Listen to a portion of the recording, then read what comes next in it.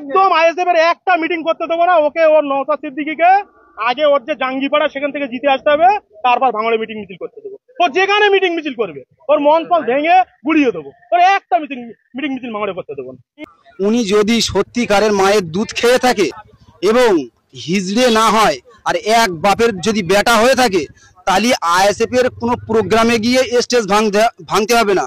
একটা প্রোগ্রামে গিয়ে বলুক যে এখানে প্রোগ্রামটা বন্ধ। ক্যামেরায় এসে আইএসএফকে বিভিন্ন রকমভাবে আক্রমণ করা এবং স্টেজ ভেঙে দেওয়ার নিদান দেয়। আজকে ভাবুন তো এত সাহস উনি পাচ্ছে কোথা থেকে, ওনার পিছনে কার হাত, এই বিষয়টা অতি অবশ্যই জানা দরকার। এমন একটা অপদার্থ, এমন একটা শয়তান উনি আজকে মিডিয়ায় এসে বড় বড় কথা বলছে। আমি বলছি উনি যদি সত্যিকারের মায়ের দুধ খেয়ে থাকে এবং হিজড়ে না হয় আর এক বাপের যদি বেটা হয়ে থাকে, তাহলে আইএসএফ এর কোনো প্রোগ্রামে গিয়ে স্টেজ ভাঙতে হবে না। একটা প্রোগ্রামে গিয়ে বলুক যে এখানে প্রোগ্রামটা বন্ধ কর। আইনের মাধ্যমে ওর কিভাবে ছাল ছাড়িয়ে নিতে হয় সেটা আইএসএফ আগামী দিনে ওকে দেখিয়ে দেবে। মিডিয়ায় এসে বড় বড় কথা ফুটেজ খাওয়া ওকে আগামী দিনে আইএসএফ বার করে দেবে। মানে ভাঙড়ের এক মহিলা বাংলার মুখ্যমন্ত্রীকে বলেছিল আতা গাছে পাতা নেই, মমতার স্বামী নেই। ওটা আঞ্চলিক ভাষায় বলেছিল। তখন শওকত মোল্লা কেস করে সেই মহিলাকে অ্যারেস্ট করে। আজকে আমি বলবো পলিরহাট থানার বড়বাবু, ভাঙড় থানার বড়বাবু, কাশীপুর থানার বড়বাবু এটাকে নিয়ে ইনভেস্টিগেশন করা দরকার। কারণ তানারা শুধু একজন বিধায়ক নয়, ওনারা ফুরফুরা শরীফের পীরজাদা। তাদেরকে মা বাপ তুলে অকথ্য ভাষায় গালিগালাজ দেয়। আর আমরা যে পাল্টা গালিগালাজ দেবো এরকম রুচি আমাদের নেই। ভাইজান আমাদের সে শিক্ষা দেয়নি।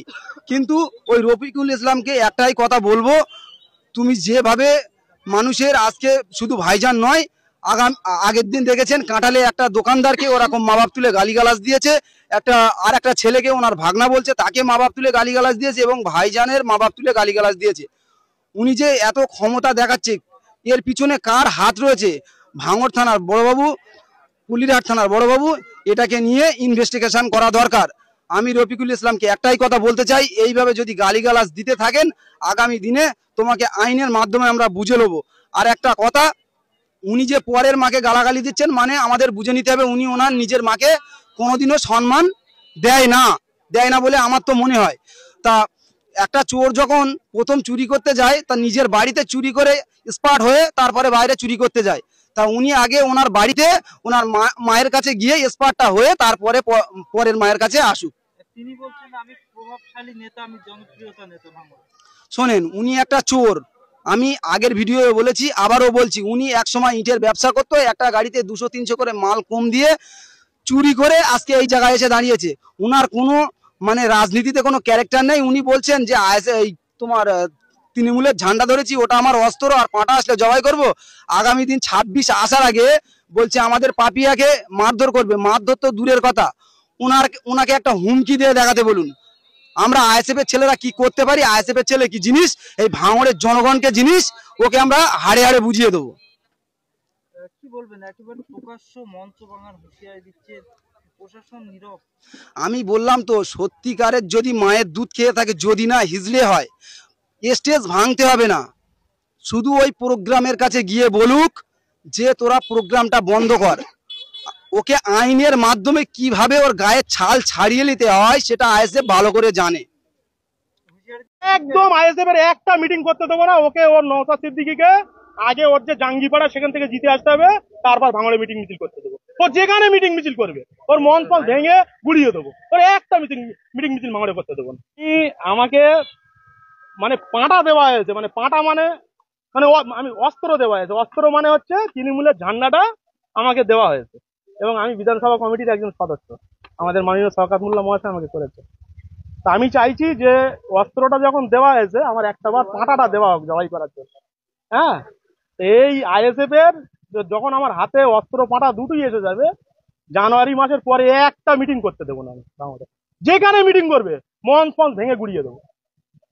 একদম আইএসএফ এর একটা মিটিং করতে দেবো না ওকে। ওর নওশাদ সিদ্দিকীকে আগে ওর যে জাঙ্গিপাড়া সেখান থেকে জিতে আসতে হবে, তারপর ভাঙড়ে মিটিং মিছিল করতে দেবো। ও যেখানে মিটিং মিছিল করবে ওর মন ফল ভেঙে গুড়িয়ে দেবো। ওর একটা মিটিং মিছিল ভাঙড়ে করতে দেবো না।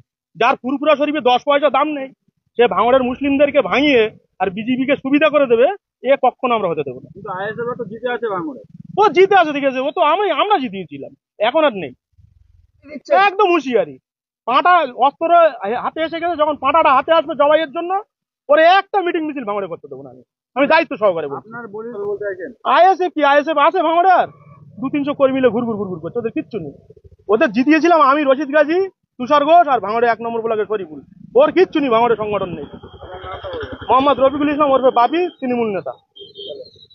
আমাকে মানে পাঁটা দেওয়া হয়েছে, মানে পাঁটা মানে মানে আমি অস্ত্র দেওয়া হয়েছে। অস্ত্র মানে হচ্ছে তৃণমূলের ঝান্ডাটা আমাকে দেওয়া হয়েছে, এবং আমি বিধানসভা কমিটির একজন সদস্য, আমাদের মাননীয় শওকত মোল্লা মহাশয় আমাকে করেছে।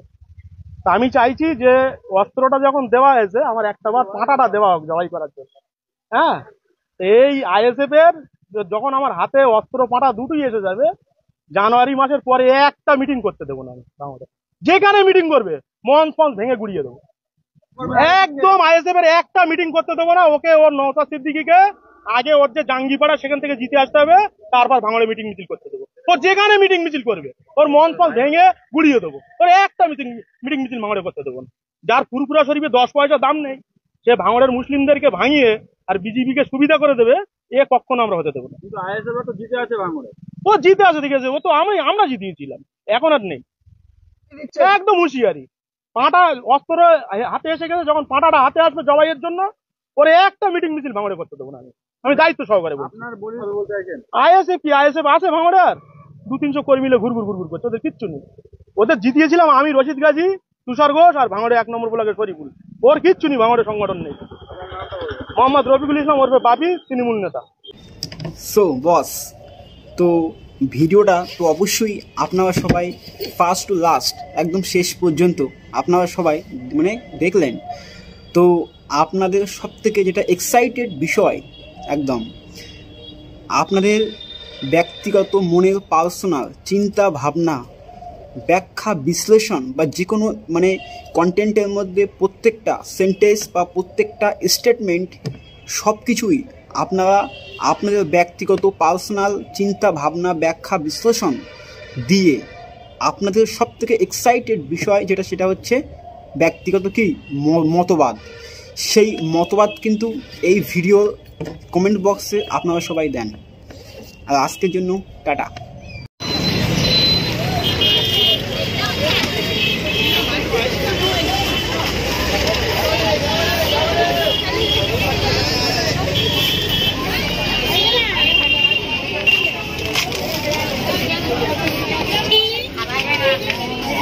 চলে গেছে ওপারে বাড়িয়ে দিয়ে